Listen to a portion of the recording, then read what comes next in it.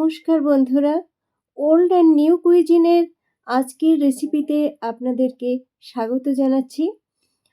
আজ ঘরে তৈরি একটা বিস্কিটের রেসিপি শেয়ার করব। আর এই বিস্কিট তৈরির জন্যে আমি কি উপকরণ নিয়েছি এবং কিভাবে বানিয়েছি সেটাই আপনাদের সঙ্গে শেয়ার করব বন্ধুরা।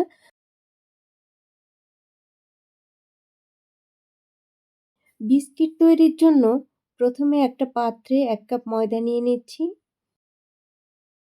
ময়দার মধ্যে দিচ্ছি 1.5 টেবিল চামচ পরিমাণ ঘি।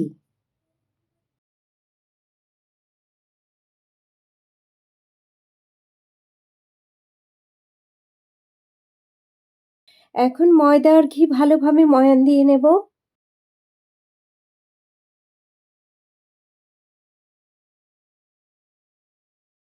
দেখুন কিভাবে হাতের সাহায্যে ময়দার সঙ্গে ঘি ভালোভাবে ডলে ময়ান দিয়ে নিচ্ছি, অর্থাৎ মিশিয়ে নিচ্ছি।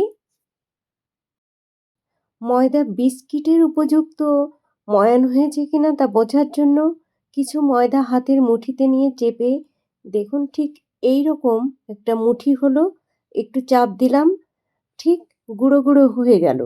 তার মানে হচ্ছে ময়দা ঠিকমতো ময়ান হয়েছে।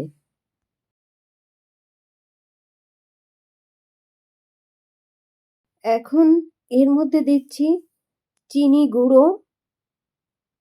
মিক্সচার গ্রাইন্ডারে চিনি গুঁড়ো করে নিয়েছি। বেকিং পাউডার হাফ চা চামচ, 1 চিমটি লবণ স্বাদ বাড়ানোর জন্য, আর দিচ্ছি হাফ চা চামচ এলাচ গুঁড়ো। এখন এই সকল উপকরণ খুব ভালোভাবে মিশিয়ে নেব।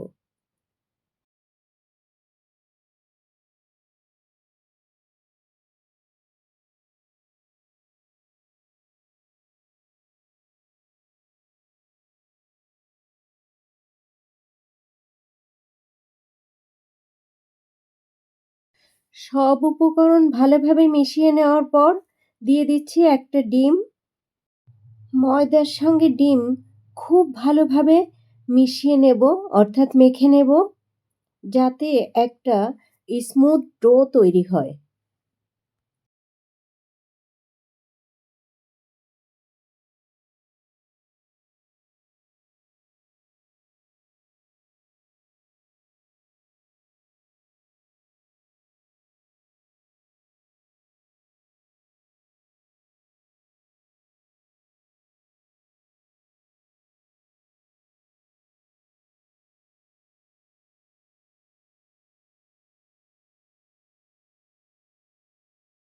বন্ধুরা দেখুন, বিস্কিট তৈরির জন্য খুব সুন্দর একটা ডো বানিয়ে নিয়েছি।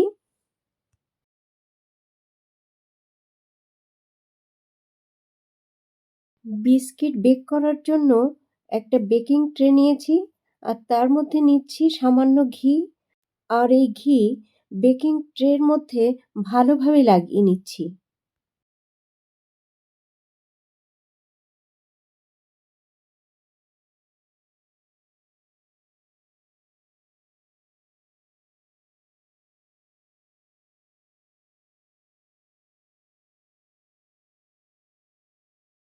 বেকিং ট্রেতে ঘি ভালোভাবে লাগানো হয়ে গেছে।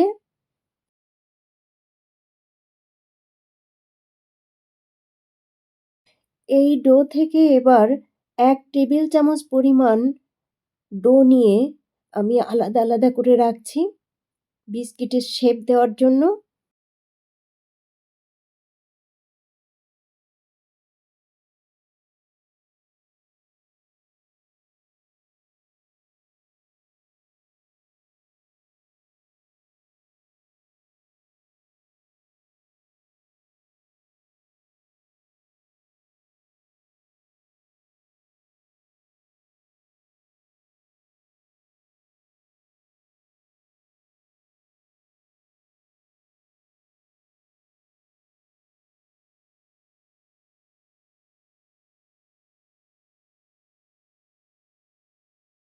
বিস্কিটের জন্য বানানো ডো সমান 10 ভাগে ভাগ করে নিয়েছি। এখন এর থেকে একটা ভাগ তুলে হাতের তালুর সাহায্যে গোল করে হালকা একটু চেপে একটা চ্যাপ্টা শেপ দেব। দেখুন বন্ধুরা, এমন চ্যাপ্টা শেপ। এখন এই চ্যাপ্টা শেপের ওপর পাস্তা দিয়ে একটা নকশা করে নেব। হাতের কাছে কোনো নকশা করার জন্য কিছুই ছিল না, তাই আমি এই বিস্কিটের ওপর নকশা করার জন্য একটা পাস্তা ব্যবহার করেছি। দেখুন বন্ধুরা, পাস্তা দিয়ে নকশা করে কেমন দেখাচ্ছে। আপনারা আপনাদের পছন্দ মতো যে কোনো নকশা করে নিতে পারেন।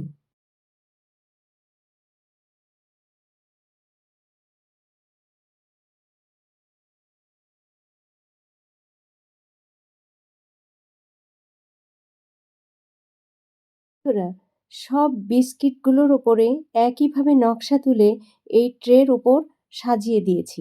দেখুন, এখন এই বিস্কিটগুলো বেক করার পালা। এই বিস্কিটগুলো আমি চুলায় বেক করব, তার জন্য চলে যাচ্ছি চুলার কাছে। চলুন বন্ধুরা। চুলার লো ফ্লেমে একটা কড়াই বসিয়ে ঢেকে দিয়ে 10 মিনিট প্রিহিট করে নিয়েছি। বিস্কিট বেক করার জন্য বেকিং ট্রেটি এই কড়াইয়ের মধ্যে খুব আলতোভাবে বসিয়ে দিচ্ছি। চুলার ফ্লেম একদম কমে রেখেই 30 মিনিটের জন্য আমি ঢেকে দেব বন্ধুরা। একদম লো ফ্লেমেই বেক করব, তাই 30 মিনিট সময় নিয়েছি বন্ধুরা।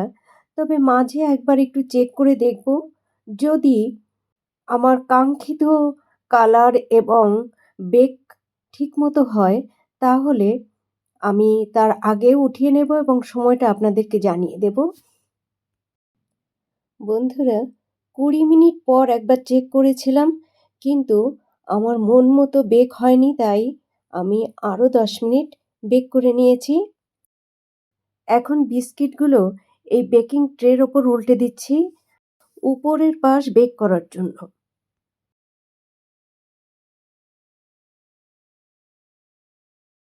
দেখুন, বেক হওয়া পাশের কালার কত সুন্দর হয়েছে। এভাবে প্রতিটা বিস্কিটই একইভাবে উল্টে দিচ্ছি।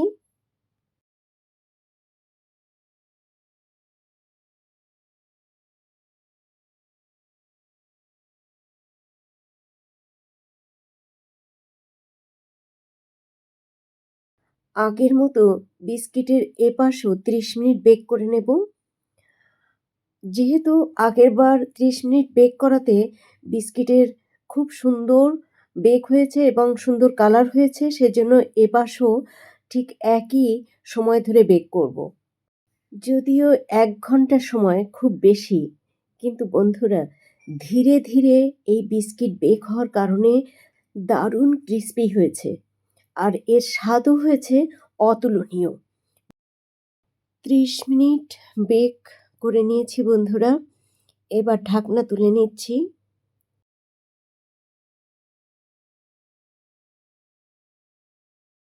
দু একটা বিস্কিট চেক করে দেখব ঠিক মতো বেক হয়েছে কিনা।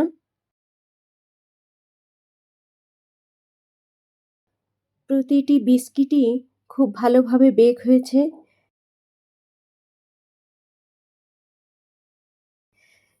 বিস্কিটগুলো কেমন হয়েছে দেখুন তো বন্ধুরা।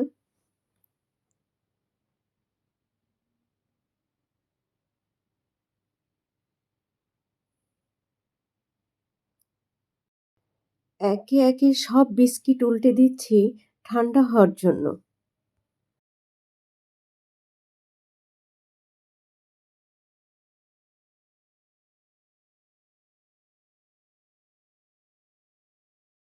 বিস্কিটগুলো বেকিং ট্রে থেকে এই প্লেটে তুলে নিয়েছি।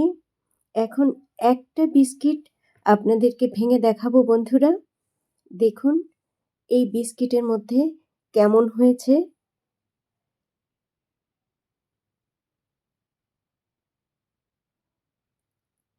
দেখুন বন্ধুরা, কেমন বেক হয়েছে বিস্কিট। বিস্কিটের এই রেসিপি আপনাদের কাছে কেমন লেগেছে কমেন্টে জানালে অত্যন্ত আনন্দিত হব।